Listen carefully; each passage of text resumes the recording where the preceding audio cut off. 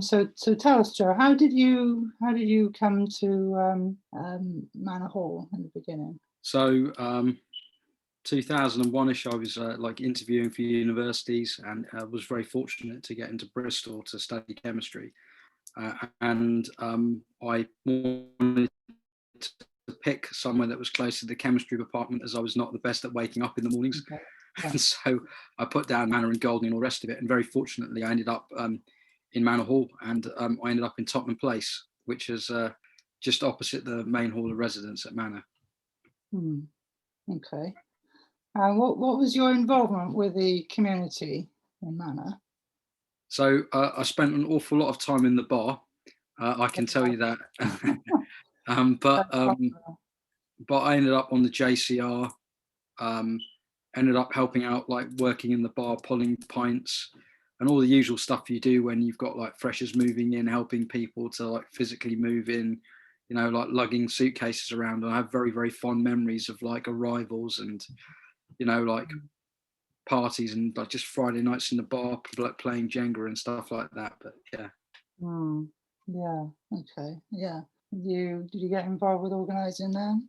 Yeah, helped out with formals, helped out with like welcoming breakfast. Like I think I managed to organise breakfast for all of the new students like one year when I was like on the JCR. Oh, wow. Um, so yeah, like trying to do a deal with Sainsbury's to give us like free stuff. I even got some of their staff to come and help us serve breakfast to everybody there, which was quite entertaining. Yes. Um, yeah, it was stuff like that. Quite a little bit of like formal dinners and organising things and running around. But yeah, all the usual stuff. Hmm. Okay. That sounds really. You had a really great time. Made lots of friends there. Yeah, I mean, I'm still friends with all the people that like my close friends from Manor. I'm still friends with now. So like Devon Vigela, Ashraf Mir, Peter Constantino. Like I say, almost like 20 years later, Mm. I'm in touch with them very often. If not weekly, at least every month.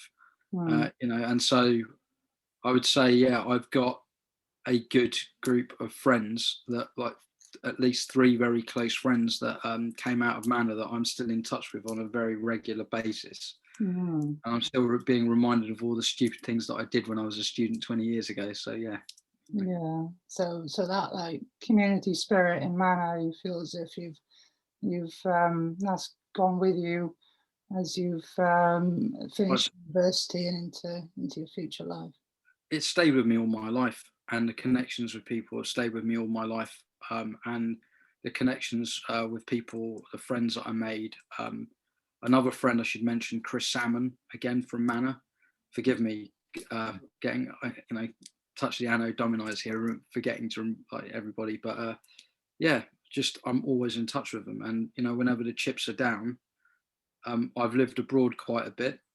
You want to speak to a mate in a different who's in a different time zone. It's a good thing you've got a few to pick on, to Yeah. give you a call and get some support from. Hmm. Yeah, that's good. So you had enough time for studying as well.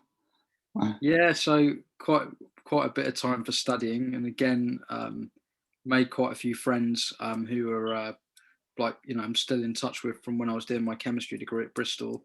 And Hmm. then eventually, I fell in love with the subject, and I ended up doing a PhD at Bristol with Guy Lloyd Jones, who subsequently moved to Edinburgh as the Forbes Chair of Organic Chemistry. Hmm. But he was really stellar, and the academic environment in the chemistry department was really so strong. I think I was very fortunate. The collegiality that I experienced, even as an undergraduate, and the time that I was there, it set me on course for the rest of my career. I couldn't really have imagined being at a better place at that time in the country. Mm. Okay. Yeah, that sounds really great. So yeah. So where did you go after Bristol then? What was your first job? So, uh, when I did my PhD, I did my PhD in collaboration with AstraZeneca. So I kind of already had my first job whilst I was there, because my project was actually to develop technology that they would probably use to make a drug at some point in the future. So um, that that experience really opened up a whole door and enabled me to get a postdoc working at the Weizmann Institute of Science with David Milstein.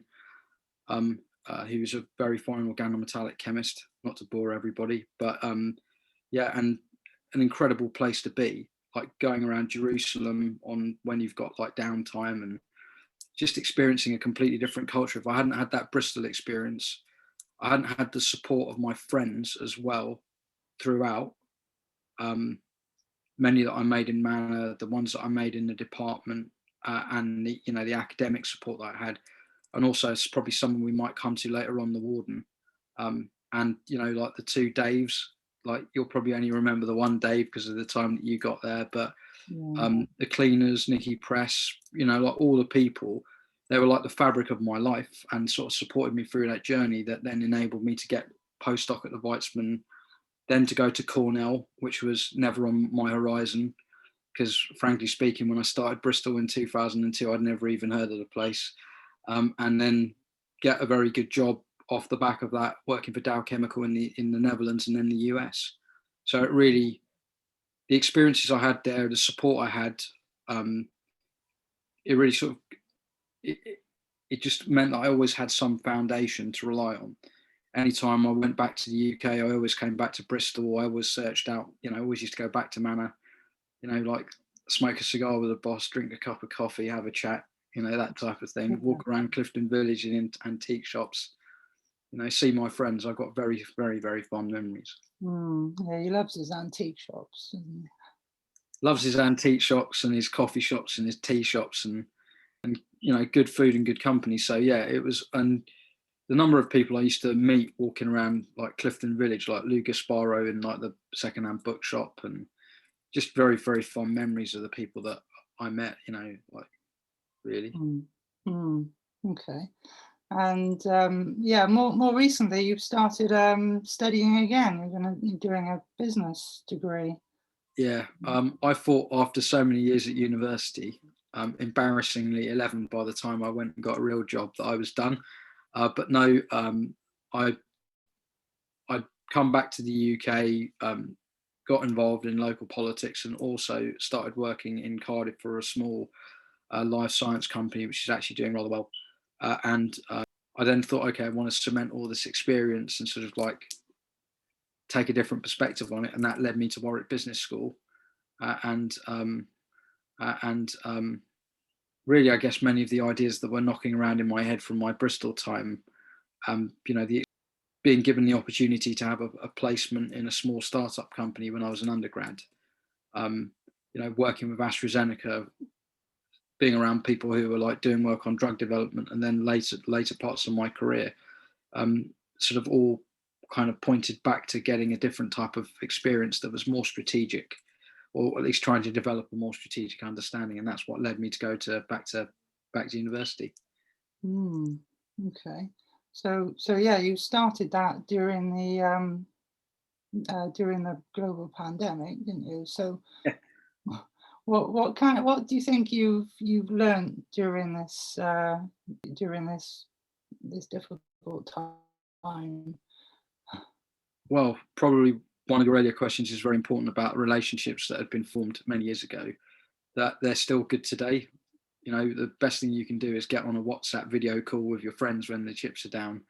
And it turns out pretty much most of the time they're Bristol calls. Yeah. You know, it'd be four or five people who are all at Bristol together, chatting away. So I guess it just points to the fact that, you know, keep your friends close, even if you can't physically be together, keep them close and keep your family close as much as you possibly can, which is obviously a challenge during the pandemic.